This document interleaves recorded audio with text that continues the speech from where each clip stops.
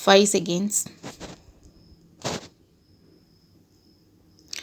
Mr. Chairman, as decided by this House, last time I presented the supplementary demands, I thought it fit that I must take the House into confidence by presenting them in the middle of the year.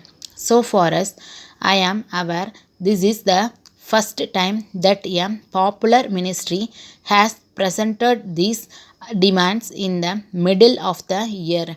The previous practice was that this was done at the end of March, but you will remember that this House wanted that the legislature should be taken into confidence on all items of expenditure, and in accordance with it, I brought forward this statement.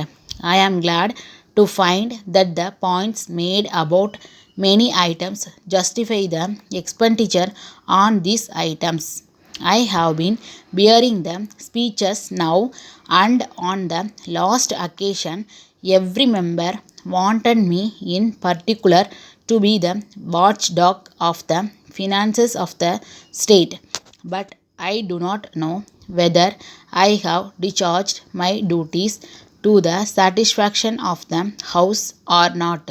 But I can say from the debate today that nobody has charged either me or the ministry with extravagant charges have not been made of appointments being sanctioned, which should not have been sanctioned, or of keeping or creating departments which must have been scrapped. It is the greatest consolation to the ministry and to me. So, I believe that we have justified the expectations of the House in safeguarding the financial position of the state. But it is not a very pleasant duty for the finance minister to go in detail into every item that is brought forward before the government. Many urgent demands are made by various heads of departments. It is not good to scrutinize them in a very critical manner and finally say no to them. They are dealing with the departments and they know the urgency of the matter. Their subordinates have been pressing for them year after year.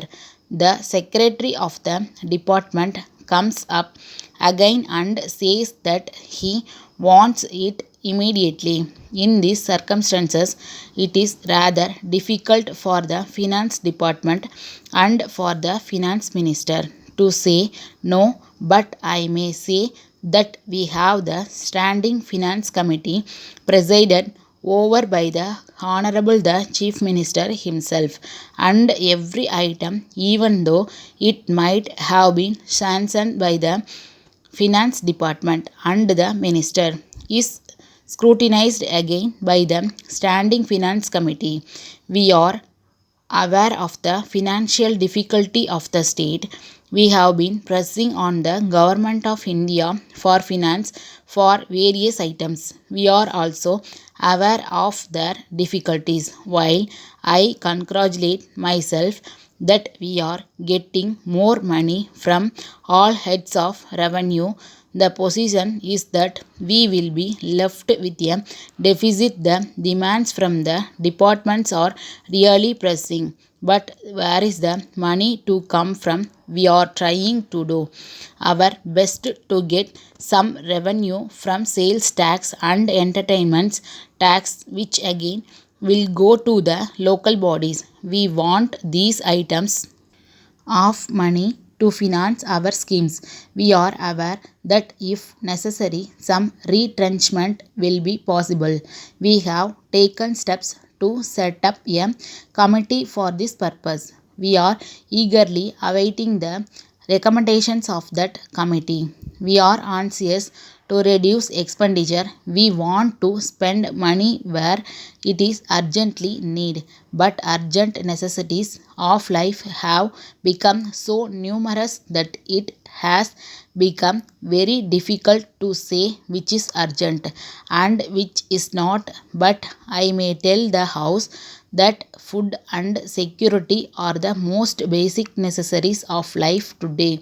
Letter dated 3rd February 1980 from Krishna Book Agency, Gandhi Road, Bombay, to the General Book Publishers, Anna Salai, Madras.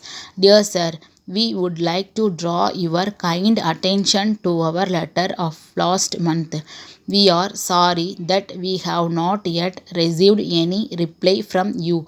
We pointed out that we would be bringing out a catalog on the occasion of our next book exhibition, which would be held next April. We requested you to favor us with an advertisement in that catalog. It is proposed to bring out the catalog in an attractive form so that it may catch the attention of the right people. We are glad to inform you that many publishers have already sent their advertisements for the catalog. We hope that you will also join them in the advertisement pages of the catalog so that your publication may be brought to the notice of a large number of people all over India. The catalog will be supplied to all the visitors to the book exhibition. In addition, we propose to send copies to important booksellers and libraries in India. We need not point out that this will cover a large number of customers throughout the country. So, we are sure you will realize that an advertisement in our catalog will bring your application to the kind attention of the people concerned. We look forward to your response very soon. Yours faithfully.